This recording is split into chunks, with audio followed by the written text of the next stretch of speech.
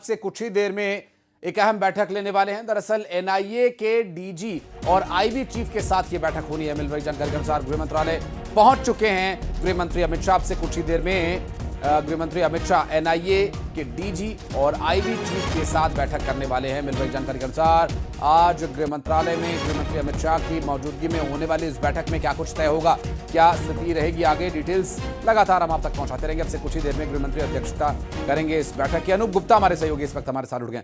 अनूप, कौन कौन पहुंच गए मीटिंग के लिए? देखिए, आपको बता दूं कि पहले से ही एनआईए चीफ और आईबी चीफ पहुंच चुके हैं और थोड़ी देर पहले ही गृह मंत्री अमित शाह पहुंचे हैं।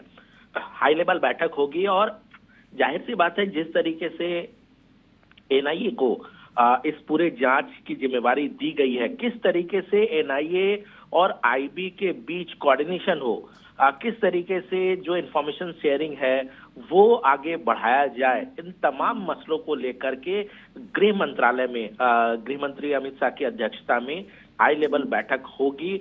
और जाहिर सी बात है कि 2 दिन से लेकर अब तक जो जांच प्रक्रिया आगे बढ़ी है, किन किन बातों की जानकारी अब तक मिली है, आगे किस तरीके से जांच प्रक्रिया को बढ़ाना है, इन तमाम मसलों पर गृह मंत्री ब्रीफिंग लेंगे। चूंकि आज शाम 5:30 बजे केंद्रीय कैबिनेट और सीसीएस की बैठक है, ऐसे में अभी की जो बैठक है उसको कई मायनों में बहुत महत्वपूर्ण कहा जा सकता है। जी, लेकिन अनूप, चूंकि कल 2 बैठकें हुई थी, आज एनआईए के डीजी और आईबी चीफ भी वहां पर मौजूद रहेंगे, तो कल की मीटिंग में क्या ब्रीफ किया गया था और आज की मीटिंग उसके हिसाब से कितनी महत्वपूर्ण है? क्या कुछ विषय, हालांकि जो विषय है तो वो जांच का ही विषय होगा, लेकिन क्या आगे के एक्शन को लेकर भी कोई चर्चा हो सकती है गृह मंत्री के द्वारा? बिल्कुल।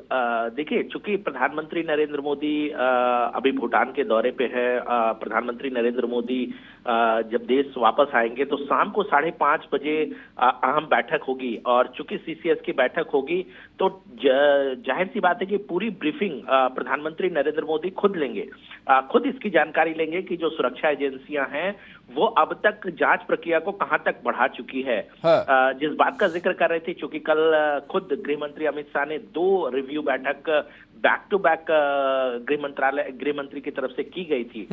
आज ये पता किया जाएगा, आज पूरी ब्रीफिंग होगी कि पिछले 24 घंटों में किस तरीके से जांच प्रक्रिया को आगे बढ़ाई गई है और आगे जो जांच एजेंसी है वो किस तरीके से जांच को आगे बढ़ाने जा रही है। तो इन तमाम मसलों पर जो है वो गृह मंत्री को ब्रीफिंग दी जाएगी और ये शाम को चूंकि सीसीएस की बैठक। ठीक है अनुभव, नजर बनाए रखिएगा। आगे डिटेल्स लेने के लिए फिर हम लौटेंगे आपके पास। बहुत धन्यवाद आपका इस पूरे मामले पर जानकारी देने के लिए। 10 अक्टूबर को दिल्ली के लाल किला के पास हुए धमाके और आतंकी उमर का सबसे नया वीडियो सामने आ चुका है। न्यूज 18 के पास ये सुपर एक्सक्लूसिव सीसीटीवी फुटेज सामने आ चुका है, जिसमें जैश से जुड़ा संदिग्ध आतंकी उमर की कार में धमाका होते हुए साफ साफ दिखाई दिया है। और ये वही सीसीटीवी फुटेज है जो लाल किला चांदनी चौक की निगरानी के लिए लगाया गया था और कंट्रोल रूम के कैमरों में रिकॉर्ड हुआ है। रेड फोर्ट चौक के सीसीटीवी में ठीक 6:50 पर कार धमाके की लाल चमक उसमें दिखाई दी और एक पल में चारों तरफ अफरा तफरी मच जाती है। तस्वीरों में आप देखिए, ठीक ठाक भीड़ वहां पर थी और ये सफेद रंग की जो कार जैसे ही पास होती है एक धमाका होता है और फिर उसके बाद सीसीटीवी कैमरा की रिकॉर्डिंग ऑफ हो जाती है, जो कि बहुत भीषण ये धमाका था और इस धमाके का इम्पैक्ट जो है वो सीसीटीवी कैमरा पर भी पड़ा। और न्यूज 18 की टाइमलाइन में भी यही वक्त दर्ज था। अब सीसीटीवी कैमरा की टाइम से उस ब्लास्ट के टाइम को कंफर्म कर लिया गया है और ये जो धमाका हुआ है पार्किंग से निकलते ही 2 से 3 मिनट के अंतराल पर हुआ है और इसमें सीसीटीवी कैमरे में वो शख्स जाता हुआ भी दिखाई दिया है जो कि एक i20 कार लेकर के घूम रहा था।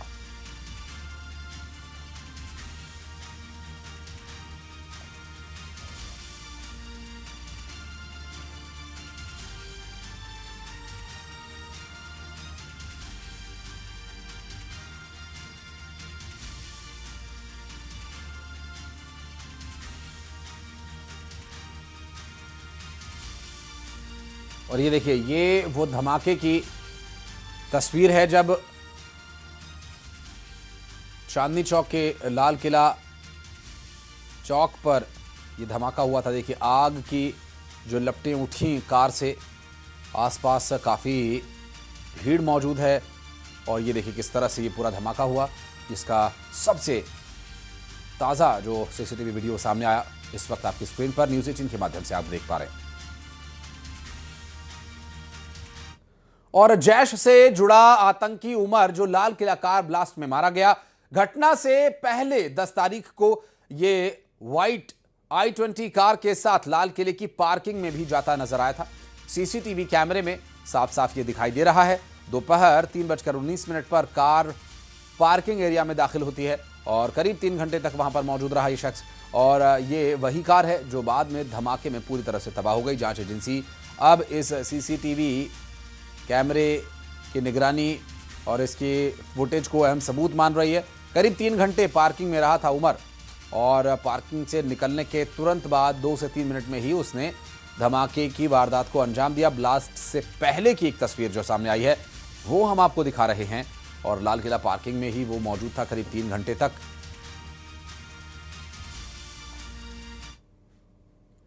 और दिल्ली ब्लास्ट मामले में जांच एजेंसीज ने एक और डॉक्टर को हिरासत में लिया है। कुलगाम से डॉक्टर तजामुल मलिक को हिरासत में लिया गया है। सूत्रों के हवाले से मिल रही जानकारी के मुताबिक डॉक्टर तजामुल से लगातार पूछताछ की जा रही है ताकि उसके कनेक्शन और शक के दायरे में आए लोगों के बारे में जानकारी जुटाई जा सके। एजेंसीज को शक ये है कि डॉक्टर तजामुल का इस केस में कुछ अहम रोल हो सकता है। फिलहाल पूछताछ जारी है और जांच एजेंसीज उसकी कॉल डिटेल्स, मूवमेंट्स को जांच रही हैं और डॉक्टरों की पूरी फौज जो आतंकवादी बन चुकी है, ऐसे एक और डॉक्टर तजामुल को हिरासत में ले लिया गया है और अब डॉक्टर तजामुल का इलाज किया जा रहा है। और दिल्ली ब्लास्ट के बाद से लगातार कार्रवाई चल रही है और इस घटना के बाद से लगातार नए नए खुलासे भी हो रहे हैं। आपको कुछ तस्वीरों के माध्यम से समझाने की कोशिश करेंगे, क्योंकि आज शाम को कैबिनेट की और सीसीएस की बैठक होनी है, तो वहीं इस घटना की एनआईए को जांच सौंपी गई है। तो दिल्ली पुलिस के साथ मिलकर यह जांच आगे बढ़ाई जाएगी और इस घटना के बाद जैश ए मोहम्मद के मॉड्यूल से जुड़े 15 लोगों को गिरफ्तार किया जा चुका है। सोमवार को ब्लास्ट के बाद से अब तक कुल घटनास्थल से 42 सैंपल्स कलेक्ट किए गए। ब्लास्ट से पहले तक आतंकी उमर विदेशी हैंडलर के संपर्क में था।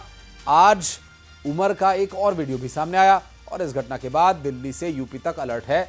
आतंकी सहारनपुर में रिक्रूट कमांड सेंटर बनाने की कोशिश में था।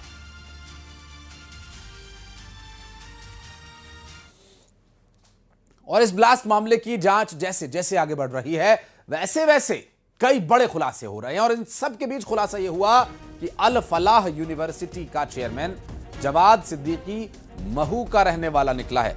25 साल पहले महू छोड़ जवाद का परिवार भाग गया था। जवाद के पिता हम्माद सिद्दीकी शहर काजी भी रहे हैं और जवाद के भाई पर महू में धोखाधड़ी के केस भी दर्ज हैं।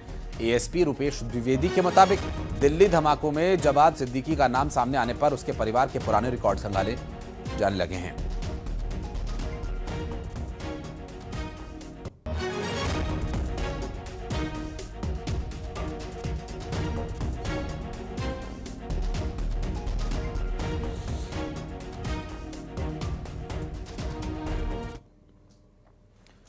तो अल-फलाह का चेयरमैन जवाद सिद्दीकी, जिसकी भूमिका भी पूरी तरह से संदिग्ध पाई गई है, और अल-फलाह यूनिवर्सिटी के चेयरमैन का जो महू कनेक्शन सामने आया, पता ये चला कि ये महू के भगोड़े हैं, यहाँ पर लोगों के साथ धोखाधड़ी करके भागे हैं और अब देश के साथ गद्दारी कर रहे हैं। इनकी फितरत ही गद्दारी करने की है, इनके पूरे खानदान में गद्दार ही भरे हुए हैं। ये बात सामने आई इस पूरे खुलासे में। ये पता चला जब ये स्थिति स्पष्ट हुई कि इनका महू से कनेक्शन है। अल-फलाह यूनिवर्सिटी के चेयरमैन महू का रहने वाला जवाद सिद्दीकी है और अल-फलाह यूनिवर्सिटी का चेयरमैन जवाद सिद्दीकी जो 25 साल पहले धोखाधड़ी करके भागा था पूरी फैमिली के साथ, शहर काजी रहा है इसका बाप, और हम्माद सिद्दीकी जिसका नाम है, जवाद के भाई पर महू में केस दर्ज होने की भी खबर है और जवाद सिद्दीकी के भाई पर धोखाधड़ी का भी केस दर्ज। और धमाके में इसका नाम जुड़ने पर पुलिस ने अब इसके रिकॉर्ड जब खंगाले तो इसकी असलियत का पता चला कि कितने बड़े आस्तीन के सांप हैं इसके पूरे खानदान वाले। और मिथिलेश हमारे सहयोगी इस वक्त हमारे साथ जुड़ गए। मिथिलेश, जवाद जैसे गद्दारों की वजह से न सिर्फ देश बल्कि शिक्षा संस्थान भी बदनाम होते हैं। और बिल्कुल आशीष, आपने सही कहा। और सबसे बड़ी बात है कि ये आतंक के डॉक्टर हैं, जितने भी नाम सामने आए ये आतंक के डॉक्टर हैं और लगातार इन आतंक के डॉक्टरों की गिरफ्तारी भी हो रही है। लेकिन दिल्ली बम धमाके में सब